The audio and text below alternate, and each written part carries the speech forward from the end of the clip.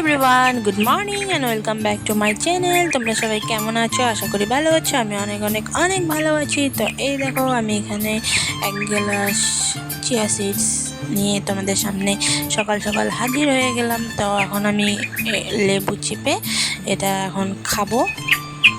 তো আজকে বেশি কিছু নেই, আজকে আমার পুরো ব্লগটার মধ্যে শুধু কামে দেখতে পারবে। তো আশা করি ভালো লাগবে লাইক কমেন্ট সাবস্ক্রাইব করে দিও আমার চ্যানেলটা। তো দেখতে থাকো আমার ব্লগটা।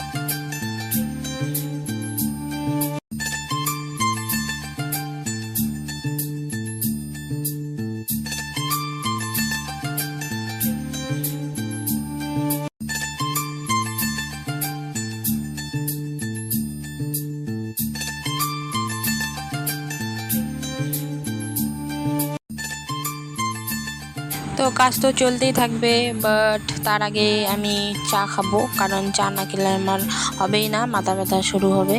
চা একদম ইম্পর্টেন্ট আমার জন্য, যতই গরম হোক আমি চা খাবোই। আমি সকাল বিকাল চা না খেলে আমার পুরো মাথার ব্যথা ওঠে। তো চলো চা খাই। তো অনেক দিন থেকে কাজগুলো ধরা হচ্ছিল না, অনেক নোংরা হয়েছিল ঘরবাড়ি। তো তার জন্য আজকে ভাবলাম ঘরটা পরিষ্কার করি। তো ওই জন্য আমি ঘর পরিষ্কার করছি। আর কাজের ফাঁকে খিদে পেয়ে গেল, তো এখানে আমি ছাতু খেলাম এক গ্লাস। তো তারপর আবারও আমি কামে লেগে পড়লাম। আর কামে লেগে ভালোই হয়েছে, কারণ দেখি জুতোর মধ্যে পুরো তেলাচড়া ঢুকে গিয়েছে। তো ওগুলোকে সবগুলোকে পরিষ্কার করলাম, ন্যাপথলিন দিয়ে রাখলাম। নতুন নতুন জুতো আমার কেটেছে ককরোচ। তো আর এখানে আমি ঠাকুরের বাসন বের করে রেখেছিলাম। তো আমার লেট হচ্ছিল বলে আমার মা মেজে নিল। আর এই দেখো, আমি ঘর পুরো পরিষ্কার করলাম। তোমরা হয়তো ভাবছো আমার ড্রেসটা কেমনে চেঞ্জ হয়ে গেল। তো আমি একবার স্নান করে নিয়েছি অলরেডি, কারণ অনেক গরম ছিল। আর ঠাকুরের কাজও করছিলাম, বাসন টাসন ঠাকুরের উপরটাও আমি পরিষ্কার করছিলাম, তার জন্য আমি স্নান করে নিয়েছি। ওইদিকে কাপড়ও ধুয়ে দিয়েছি, আর ওইদিকে ঘরও মুছলাম।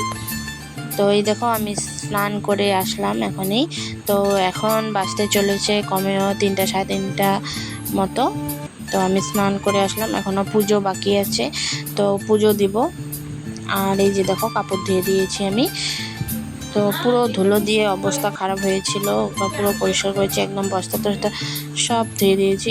আমাদের আসলে রাস্তার সাইডে বাড়ি, তো তার জন্য ধুলোটা বেশি হয়। আর এই দেখো, আমাদের গাছে একটা বেগুন হয়েছে।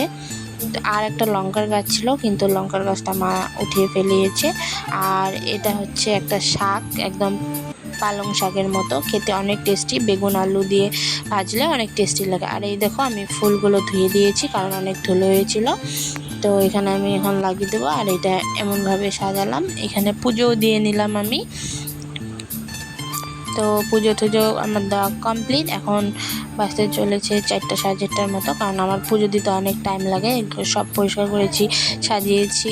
তো এখানে অনেক ধুলো হয়েছিল, জানি না এত ধুলো কই থেকে হয়। আজকে আমি পরিষ্কার করলাম, কালকে আবারও ধুলো হয়ে যাবে। তো রোজই পরিষ্কার করতে হয়, না করলে একদম জমা হয়ে থাকে।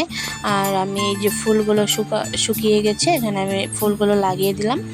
তো এই বড় ফটোটা আমি ওইদিকে সিংহাসনের উপরে লাগাতে চেয়েছিলাম, বাট ওটার কোনো পিনে ছিল না লাগানোর, তো তার জন্য লাগাতে পারিনি নাই। আর এখানে একদম সিম্পল খাওয়া, যেহেতু আমার দাদা আজকে খাবে না, নিমন্ত্রণ খাবে।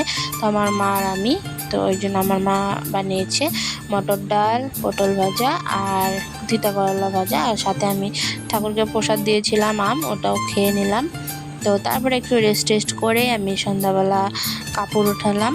কাপড় উঠিয়ে কাপড় উঠিয়ে রেখে আমি সন্ধ্যা দিলাম। সন্ধ্যা দেওয়ার পর তারপর এখানে কাপড়গুলো ভাঁজ করছি। তো ভাঁজ করে আর আজকের জন্য কোনো কাম নেই, রাত্রে খাবো দাবো, ঘুমাবো, পুরো কাম কমপ্লিট। ভেবেছিলাম আমার শোকেসটা গুছাবো, কারণ আমার শোকেসটা অনেক নোংরা, মানে নোংরা না অ্যাকচুয়ালি, কাপড় মানে অগোছালো হয়ে আছে। তো ভেবেছিলাম, বাট অনেক গরমও পড়েছে, ভালো লাগছিল না। তো আর এত কাজ করেছি সারাদিনে, তো আর গোছালাম না। তো অন্য দিন আমার শোকেসটা গুছাবো। তো এই যে দেখো, আমি এখানে পুরো কাপড় ভাঁজ করে নিচ্ছি।